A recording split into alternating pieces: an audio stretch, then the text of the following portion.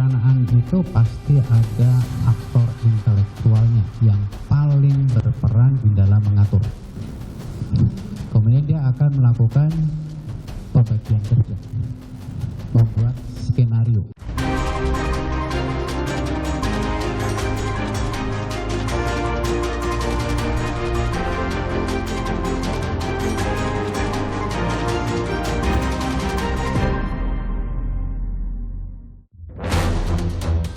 Saksi ahli kriminologi menilai Ferdi Sambo dan Putri Chandrawati lah yang melakukan perencanaan pembunuhan Yosua.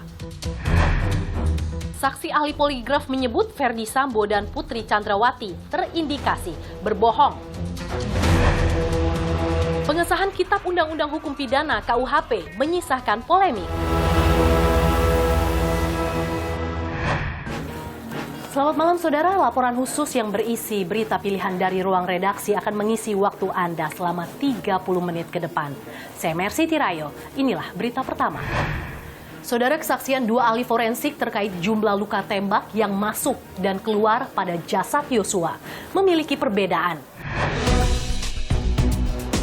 Persidangan kasus pembunuhan Brigadir Yosua Huta Barat memasuki babak baru. Saksi ahli mulai dihadirkan jaksa untuk membuktikan dakwaan pembunuhan berencana terhadap Yosua. Saksi ahli digital forensik Puslap Polri memutarkan CCTV rumah pribadi Sambo di Jalan Saguling yang merekam aktivitas sebelum Yosua terbunuh di Duren 3. Salah satu yang jadi sorotan terkait pertemuan Sambo dan Putri Chandrawati dengan terdakwa Ricky Rizal dan Richard Eliezer di lantai 3 rumah Saguling. Setibanya dari Magelang, Ricky Rizal memenuhi panggilan Sambo ke lantai 3 rumah pribadinya. Ibu udah dilecehkan sama Joshua. Saya kaget yang mulia. Dilecehkan. Kapan ini yang mulia? Ini kapan kejadiannya? Terus apa bentuk pelecehannya gitu yang mulia? Saya mau panggil dia. Kamu backup saya, amankan saya. Kalau melawan, kamu berani nggak tembak dia? Pak, saya tidak berani Pak. Kenapa? Saya nggak kuat mentalnya Pak. Seperti itu yang mulia. Setelah itu diem. Nah, tapi nangis yang mulia. Panggil Richard. Siapa? Saya turun yang mulia untuk memanggil Richard. CCTV lalu menampilkan Ricky turun dari lantai 3 rumah Saguling dan memanggil Richard Eliezer untuk bertemu Ferdi Sambo. Menggunakan lift, Eliezer pun langsung menuju lantai 3 tempat Sambo menjabarkan skenario pembunuhan Yosua. Karena kalau kau yang bunuh, saya yang akan jaga kamu. Tapi kalau saya yang bunuh, nggak ada yang jaga kita.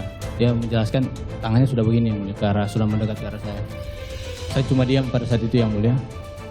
Diam, baru dia bilang ini. Jadi gini Chat, lokasinya di 46. Dia bilang ke saya, lokasinya di 46. Nanti di 46 itu, ibu dilecehkan sama Joshua. Terus, ibu teriak, kamu respon, terus Joshua ketahuan, Joshua tembak kamu, kau tembak balik Joshua. Usai bertemu Sambo selama 25 menit, Eliezer pun turun dan bersiap ke rumah dinas Duren 3 bersama Yosua, Putri Chandrawati, Ricky Rizal, dan Kuat Maruf. Disusul Ferdi Sambo yang bergegas ke rumah dinas Duren 3 dengan seragam lengkap namun tak mengenakan sarung tangan hitam seperti kesaksian di persidangan.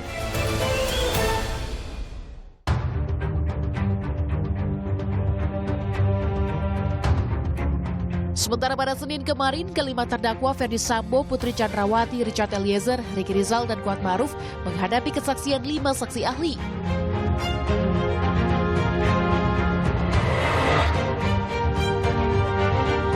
Dua ahli forensik dihadirkan dalam persidangan kasus penembakan Yosua, yakni Farah Primadani dari Pusdokkes Polri yang mengotopsi jenazah Yosua usai kejadian, dan Adi Firmansyah, dokter RSCM yang melakukan otopsi ulang di Jambi.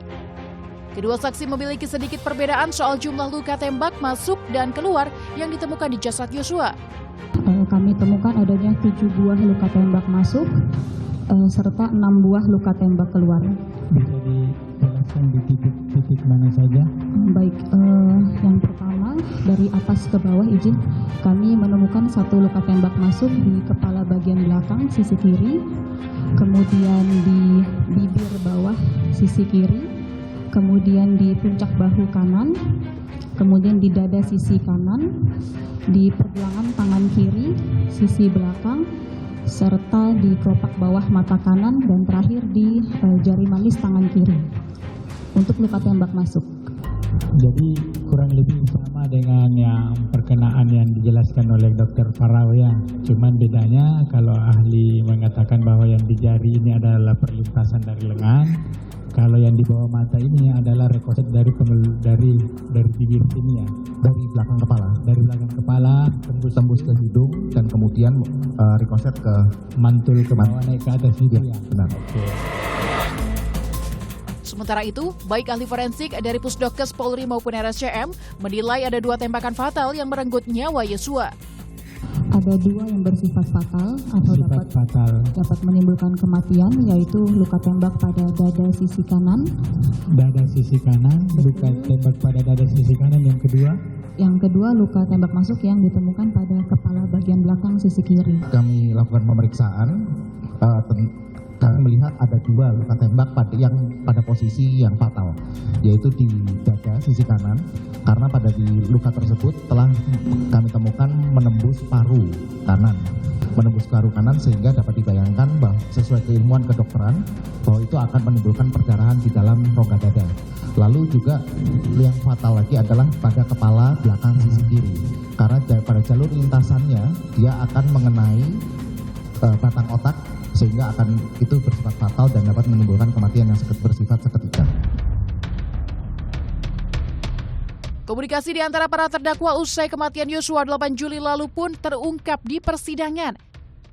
Saksi ahli digital forensik Puslap 4 Polri menyebut ada komunikasi antara Ferdi Sambo dan Richard Eliezer pada 19 Juli 2022, 11 hari pasca penembakan Yosua.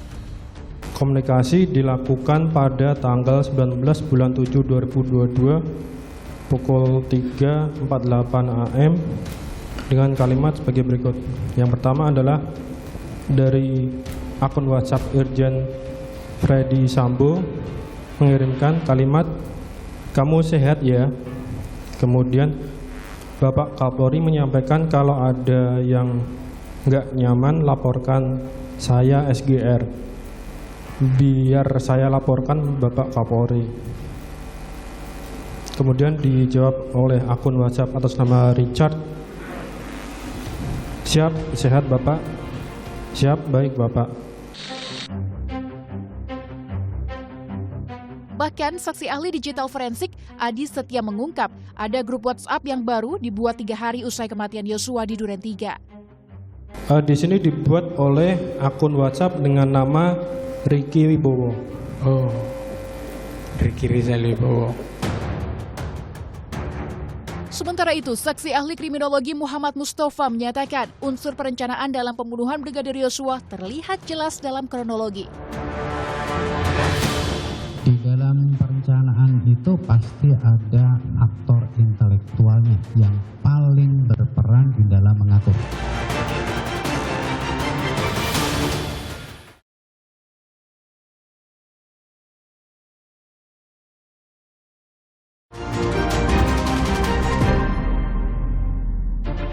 Saudara, saksi ahli poligraf mengungkap hasil tes kebohongan 5 terdakwa pembunuhan Yosua.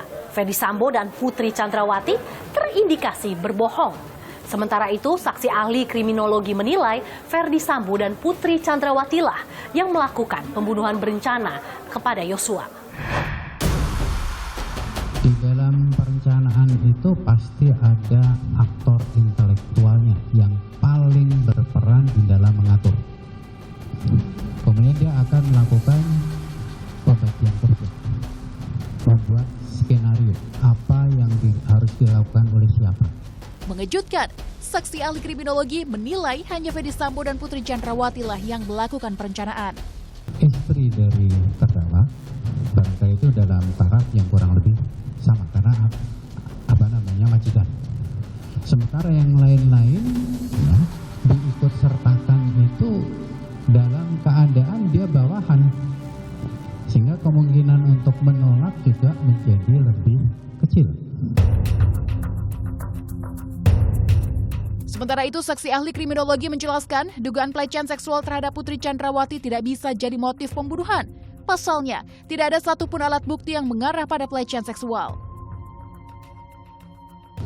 Bagi seorang perwira tinggi polisi, dia tahu kalau peristiwa perkosaan itu membutuhkan bukti dan saksi.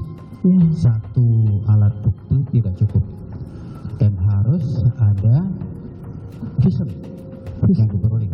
Tapi tindakan-tindakan itu tidak dilakukan. Meminta kepada Putri untuk melakukan visum agar supaya kalau mengadu kepada polisi alat buktinya cukup. Jadi kalau memang tidak ada, dari artiannya kalau tidak ada alat bukti berarti tidak bisa menjadi motif, begitu ya. Namun Ferdi Sambo bersikukuh peristiwa pelecehan terhadap istrinya saat di Magelang benar terjadi. Yang pertama, bantahan terhadap mohon maaf dari ahli kriminolog, karena sangat disayangkanlah apabila konstruksi yang dibangun oleh penyidik adalah konstruksi yang tidak secara menyeluruh diberikan kepada ahli, sehingga hasilnya juga tidak akan komprehensif dan justru subjektif, di mana penyidik ini menginginkan semua dalam rumah itu harus jadi tersangka. Sekali lagi mohon maaf. Kemudian terkait tanggapan kejadian di Magelang yang tadi ahli menyampaikan bahwa tidak mungkin itu terjadi, saya pastikan itu terjadi dan tidak mungkin akan saya berbohong masalah kejadian tersebut karena ini menyangkut istri saya. Sementara Putri Chandrawati membantah keterangan kriminolog dan menyatakan dirinya tak mengetahui peristiwa penembakan Yosua, termasuk saat Sambo pergi ke rumah dinas Duren 3. Saya tidak pernah mengetahui suami saya, Bapak Ferdi Sambo, akan ke Duren 3 dan juga tidak mengetahui peristiwa penembakan tersebut karena saya sedang berada di dalam kamar tertutup dan sedang beristirahat. Dan saya juga menyayangkan kepada Bapak selaku ahli kriminolog hanya membaca BAP dari satu sumber saja, karena saya berharap Bapak bisa memahami perasaan saya sebagai seorang perempuan korban kekerasan seksual, pengancaman dan penganiayaan. Persidangan kasus pembunuhan Brigadir Yosua Rabu lalu menghadirkan kesaksian ahli. Salah satunya ahli poligraf atau tes kebohongan untuk kelima terdakwa, Ferdi Sambo, Putri Chandrawati, Eliezer, Ricky Rizal, dan Kuat Maruf. Berdasarkan hasil tes poligraf, Sambo dan Putri terindikasi berbohong.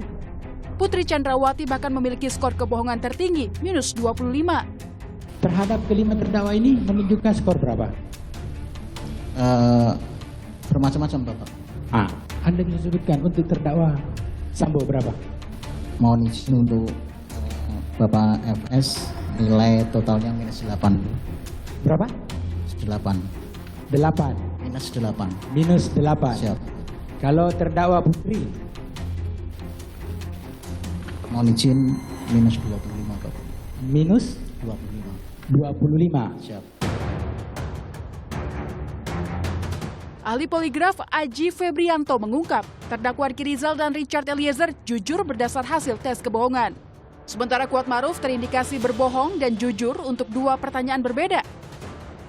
Untuk saudara Kuat, pertanyaan relevannya adalah apakah kamu memerkoki persetubuhan Ibu Putri dengan Joshua? Apa jawaban dia? Jujur. Jujur. Siap. Oh, berarti dia memergoki. Tidak. Indikasi kedua, apa pertanyaannya? Untuk indikasi kedua untuk saudara Kuat yang dilakukan pemeriksaan pada tanggal 9 September adalah apakah kamu melihat Pak Sambo menembak Joshua? Apa jawabannya? Jawabannya saudara Kuat tidak. Indikasinya apa? Bohong apa? Berbohong. Bohong. Menanggapi kesaksian ahli poligraf, terdakwa Ferdi Sambo menyatakan tes kebohongan terhadap istrinya tidak berkaitan dengan perkara pembunuhan berencana.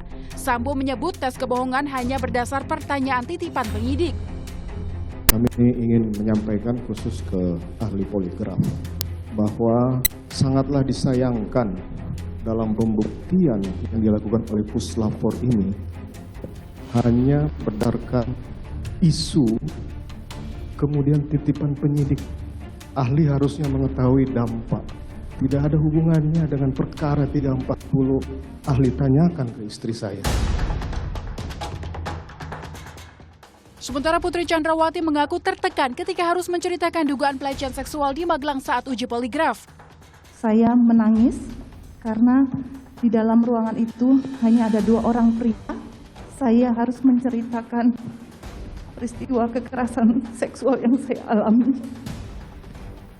tanpa dibimbing oleh psikolog atau wanita di dalam ruangan tersebut. Lie detector merupakan alat pendeteksi kebohongan yang menggunakan mesin poligraf. Alat ini menganalisis indikator seperti tekanan darah, denyut nadi, pernafasan, dan resistensi kulit saat tanya jawab berlangsung. Poligraf memiliki 3 sensor utama. Pertama, sensor pneumograf yang mendeteksi detak napas di dada dan perut. Kedua, sensor blood pressure mendeteksi perubahan tekanan darah dan detak jantung. Sensor kabel ini ditempel di bagian lengan. Ketiga, sensor skin resistant melihat dan mendeteksi keringat di tangan. Sensor ini umumnya ditempel di jari tangan. Ahli poligraf pun menegaskan akurasi alat pendeteksi kebohongan mencapai lebih dari 93%. Nah, ini terus harus kita pastikan sosialisasi kepada para travel agent, tour operator bahwa wisata mereka dijamin aman, nyaman, dan kami sangat welcome.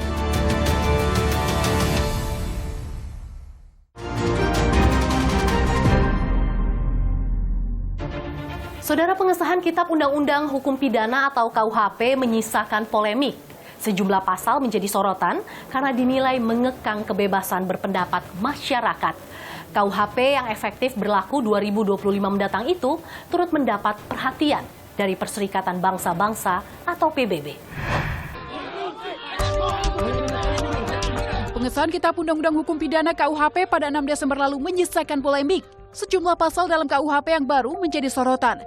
Tak hanya oleh masyarakat Indonesia, tapi juga warga negara asing. Pasal 411 hingga 413 misalnya, pasal-pasal tersebut mengatur perzinaan, hubungan seks di luar nikah, dan tinggal bersama tanpa menikah atau kohabitasi dengan ancaman hukuman penjara selama 1 tahun. Pasal-pasal ini banyak disalahartikan sehingga menimbulkan persepsi negatif bagi Indonesia. Bahkan sempat beredar informasi banyak wisatawan asing membatalkan kunjungannya ke Bali pasca pengesahan KUHP yang baru. Namun hal ini dibantah oleh Menteri Pariwisata dan Ekonomi Kreatif Sandiaga Uno. Belum ada pembatalan yang signifikan. Dan dari hasil pantauan kami di 2 bandara utama kita, Jakarta dan Bali, justru ada peningkatan wisatawan mancanegara yang datang. Nah, ini terus harus kita pastikan sosialisasi kepada para travel agent, tour operator bahwa wisata mereka dijamin aman, nyaman, dan kami sangat welcome.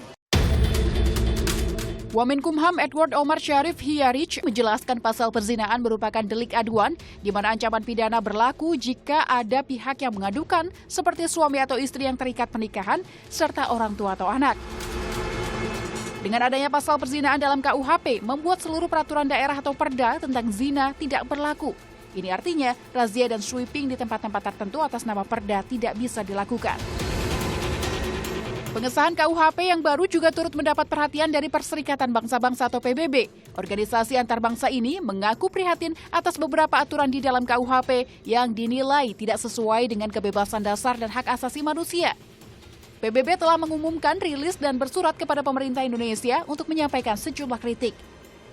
Menanggapi kritik tersebut, Kementerian Luar Negeri memanggil perwakilan PBB di Jakarta 12 Desember lalu dan menyinggung adab hubungan diplomasi yang baik.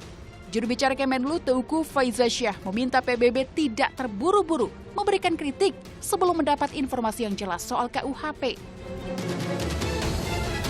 Sejumlah pasal dalam KUHP lainnya juga menjadi sorotan karena dinilai mengekang kebebasan berpendapat masyarakat. Di antaranya, pasal 218, 219, dan 220 yang mengatur tindak pidana penyerangan kehormatan dan harkat martabat Presiden dan Wakil Presiden. Pasal 240 dan 241 tentang tindak pidana yang mengatur penghinaan terhadap pemerintah. Pasal 256 tentang larangan unjuk rasa tanpa pemberitahuan.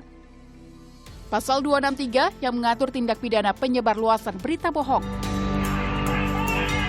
Sejumlah pasal tersebut juga berdampak mengancam kemerdekaan pers karena dapat membungkam tugas jurnalis dalam mengawasi, melakukan kritik, koreksi, dan memberikan saran terhadap kinerja pemerintah. Wakil Menteri Hukum dan HAM Edward Omar Syarif Hiyarich menjelaskan bahwa pasal mengenai harkat dan martabat sudah diatur ketat hanya sebatas fitnah dan menista presiden, wakil presiden, dan pemerintah. Sedangkan kritik konstruktif dengan maksud memberi solusi dibolehkan dengan cara yang konstitusional. Tidak termasuk yang dapat dipidana adalah kritik yang diberikan kepada kebijakan pemerintah yang diwujudkan dalam unjuk rasa. Jadi itu kita artinya memang unjuk rasa dibolehkan dan mengkritik itu boleh. Bahkan ini kita ambil kalimat di dalam Undang-Undang Pers dalam pasal 6. Di dalam Undang-Undang Pers itu dikatakan bahwa kritik di dalam negara demokrasi itu sangat dibutuhkan sebagai wujud kontrasosial, sebagai wujud kontroversial terhadap kebijakan pemerintah. Namun pakar hukum tata negara Bivitri Susanti mengingatkan kemungkinan timbulnya interpretasi atau penafsiran pasal-pasal KUHP yang luas sehingga timbul ketidakpastian hukum. Penerapannya pun rawan konflik kepentingan karena penegak hukum berada di bawah garis struktural presiden dan wakil presiden. Pada akhirnya ketika KUHP ini nanti akan diterapkan, pastinya akan harus ada penafsiran dari penegak hukum. Dan sekarang kita semua tahu penegakan hukum juga sangat-sangat berkelindan ya dengan kepentingan-kepentingan penguasa. Ketua Komisi 3 Bambang Wuryanto mengakui RKUHP yang disahkan masih jauh dari sempurna, sehingga masyarakat yang masih keberatan terhadap hasil KUHP yang baru diharapkan dapat menempuh jalur hukum. Oleh karena itu yang masih belum sepakat terhadap pasal yang ada, silahkan mengajukannya ke Mahkamah Konstitusi melalui judicial review. KUHP baru akan menjalani masa transisi selama 3 tahun dan efektif berlaku 2025 mendatang. Selama masa transisi, pemerintah bersama DPR akan melakukan sosialisasi ke sejumlah pihak agar KUHP berjalan tepat sasaran dan tidak terjadi salah tafsir, terutama dari penegak hukum. Demikian laporan khusus edisi kali ini. Saudara, situasi memang terus membaik, tetapi hendaknya kita tetap waspada karena COVID-19 masih ada. Memakai masker saat beraktivitas di dalam ruangan, serta vaksinasi booster demi perlindungan sempurna. Saya Mercy Tirayo, terima kasih. Sampai jumpa.